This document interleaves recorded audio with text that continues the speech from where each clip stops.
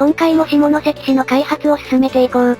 前回の動画では、今までの新農地区へのアクセスルートの他に、新しいアクセスルートを2つ確立させたんだったな。調布バイパスを経由するルートは遠回りではあるものの、唯一無料で東西を接続してるルートなだけあって、そこそこの交通量があるよ。これなら通行料金の調整も必要なさそうだな。そうだね。さてと、今回していくことなんだけど、今回は下関で発生している失業率問題を解決しようと思うよ。確か失業率 73% とかいう、この世の終わりみたいな数値になってたんだよな。そんな地獄みたいな状況を解決するべく動き出そう。つまり今回は何らかの職場を整備していくわけだな。イエスその通り。で、職場といっても一体何を整備するんだ？これ。ほほう、漁港か。オフィス企画を建設するにしても、市民の学歴的に少しきついし、商業区画、工業区画は色々と面倒くさい。ならば工業特区だ。ってなったんだけど、見てくれたらわかる通り、すぐ開発可能な土地でいい感じに資源が埋まってるところがない。それは辛いな。でも海岸線さえあればできる特区がある。そう、漁業特区。水の代わりにマグマが流れてるような立地でも、何の問題もなくできるくらいだもんな。整備する場所はもう予想ついてるでしょ？ああ、前回の動画でかけた社長橋があるこの湾だよな。そうそう、そこそこ。そういやこの湾周辺ってどんな魚が釣れるんだ？そういや確認してなかったね。どれどれ？見た感じだとカタクチイワシと甲殻類が取れるっぽい。この漁港ができた暁には甲殻類パーティーだな。甲殻類パーティーとか初めて聞いたわ。まあそんなことはともかく、早く漁港作りに着工しようぜ。了解了解。とりあえず漁港作りに着工していこう。ようやくだな。とりあえずまずは、この漁港にアクセスできるインターチェンジが、この浜浦インターチェンジしかないから、新しくインターチェンジを建設していこうか。ほうほう、場所はどこなんだ？那浜インターチェンジ方面から見て、南大橋を越えた。そういや前回の動画の図にもちゃっかり載ってたな。そして形状なんだけど、名港中央インターチェンジを参考にして作っていこうと思ってるよ。あくまでも再現じゃなく参考にしてだな。本線の形状的にも再現はできなさそうだしね。それじゃあ早速作っていこう。まず先に分岐、合流部分を敷設していくよ。もうあとはひたすら真似して敷設していって。形ができたら料金所を設置しておこう。これまた上に標識を置いておこうぜ。あとはガードレールを敷設しとこう。料金所もできたらいつも通り、インターセクションマーキングツール様のお出ましだよ。分岐部分にはブリンカーライトとクッションドラムを置いておこうぜ。あとは特注品の標識を置けば完成だね。まずはもちろん本線からの分岐部分。一応忘れないうちに反対側にも標識をコピー。で次に出口予告。しっかり長さを測って、400メートル地点と800メートル地点に置くよ。あとは高速入り口から少し進んだところと、インター交差点の部分だね。あ、そういや今回から入り口の方の標識も特注品だよ。これで高速道路へのご進入が少しでも減りそうだ。よし、これで装飾完了。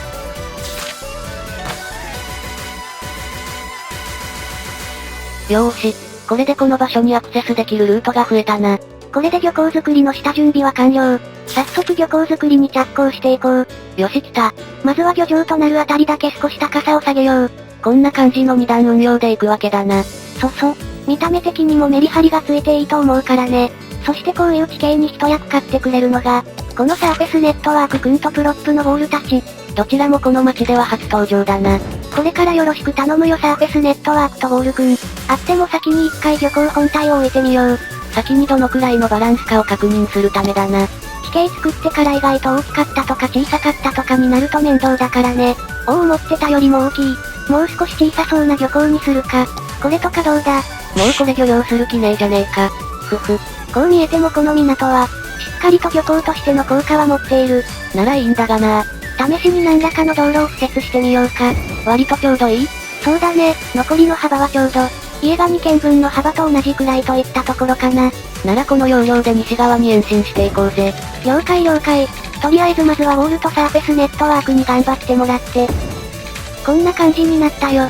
一気に人工感が出たな。だが護岸工事もしておいた方がいいんじゃないか？それは面倒くさいから後々やっとくよ。あとは湾に沿って漁港を建設しておこう。あとさすがにこれだけだと頼りないから、しっかりとした漁港も一応建設しておくよ。あとは漁港と漁港をつなぐ道路も建設しておこうぜ。そうだね、そうしよう。あとは空いたスペースに住宅を建設しておこう。この辺りは海抜がかなり低いから、海抜表示、津波注意の看板を所々に置いておくよ。現在の全体図はこんな感じか。あとは上段の方も整備を進めていこう。そういや聞いてなかったが、上段のスペースは何に使うんだ？上段のスペースは、商業施設や魚市場などを整備しようと思っているよ。商業施設や魚市場だと求人数もある程度増やすことができるもんな。まあ元の目的は求人数を増やして、離職率を低下させることだからね。そういやこのインターチェンジと一般道との接続点、ちょっと寂しくない？確かに言われてみればな。ということでここには大きめのガソリンスタンドを建設。それっぽいそれっぽい。インターチェンジってのは色々な施設がセットでついてくるものだからね。おおこれは勉強になりますな。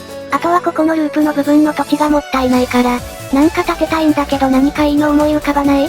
ちょうど漁港も作ったことだし、何かを保存しておくことができる倉庫なんてのはどうだ？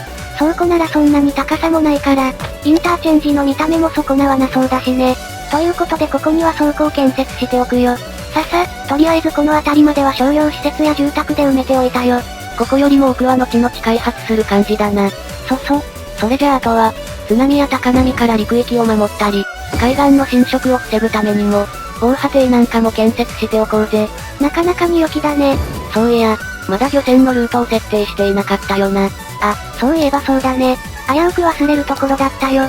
じゃあまずは一番奥の漁港からルートを設定していこうか。適当に防波堤の間をくぐり抜けて、たくさん甲殻類を取ってきてもらおう。あとは同じ要領で他の漁船のルートも設定していけば、ルート指定完了。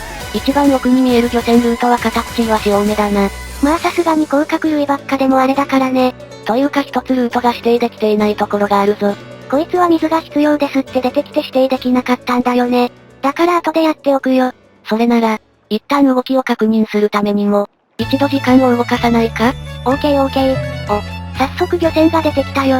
今んところ問題はなさそうだな。よし。多分こんな感じで漁港エリアの建設は完了かな。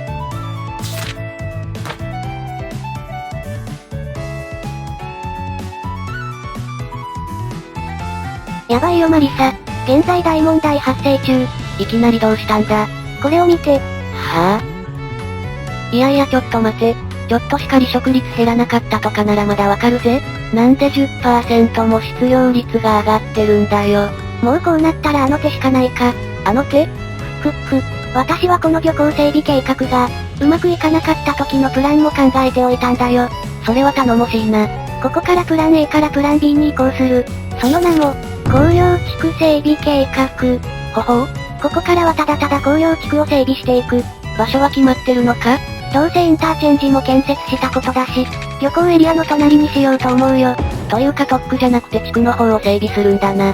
まあさすがにさっき水産業エリアを建設したばかりだしね。それにしても地区の方なら、思ったのと違う工場ばかり生えてきそうな気がするが。まあ普通に地区を設定しただけだとそうなるよね。ということは何か秘策があるのか？これだよマリサ。プロッパボーリコか。私はほぼ使うことがないから忘れていたぜ。とりあえずこやつの力があればどうにかできる。ここもウォールとサーフェスネットワークで地形を作って、それっぽい工場を置きまくろう。あとは細かい装飾を施すだけ。こちらの産業地区の方にも津波注意の看板を置いておくんだな。津波や高波の時、一人でも犠牲者を減らすためにね。あとは止まれのデカールを貼り付けておこう。よしこれでインスタント工業地区の完成。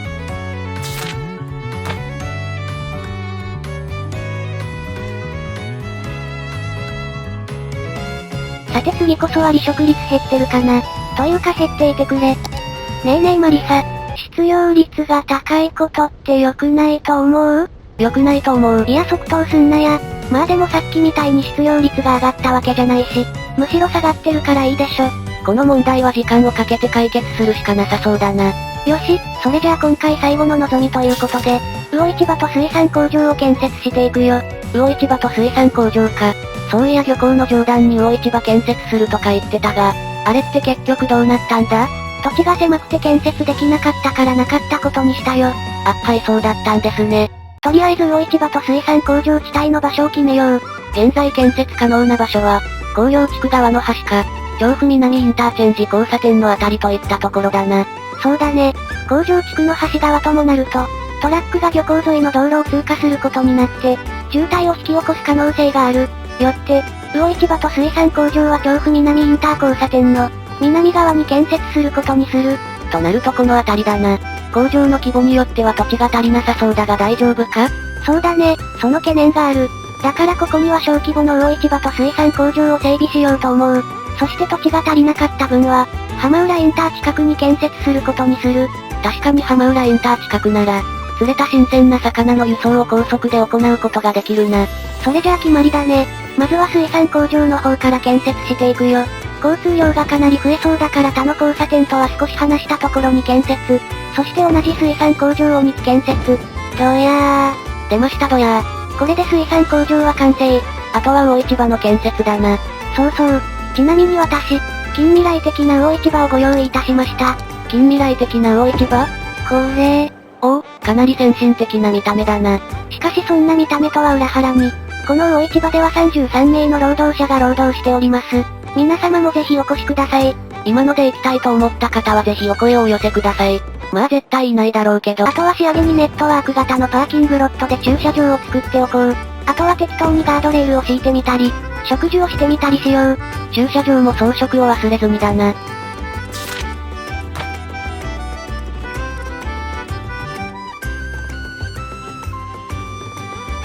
よーし。とりあえずこの辺りの開発は完了だね。しっかり漁港街として機能してくれてるみたいで安心。でも、この空き地、少し気にならないか？確かに言われてみればね。それじゃあここには公園を建設しよう。どんなコンセプトの公園を整備していくんだ？題して、海の見える公園だよ。おお、それはいい感じの観光スポットにもできそうだな。すぐ近くには南大橋がかかっていて壮観だよ。いつも通り歩道を敷いて、あとは軽く装飾を施せば完成だよ。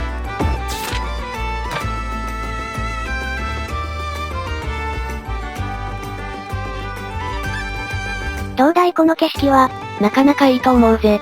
それにしても、やはり橋のインパクトがかなり強いな。この景色を見るためにもぜひ一度寄ってみてはいかがでしょうか。一応双眼鏡も置いてあります。何が見えるかは知らんけど。まあとりあえずこれでこの辺りの整備は完了だな。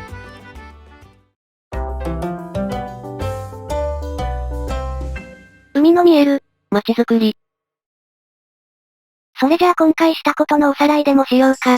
まずは調布南インターチェンジの建設。そして漁港、工業地区、魚市場と水産工場ってところかな。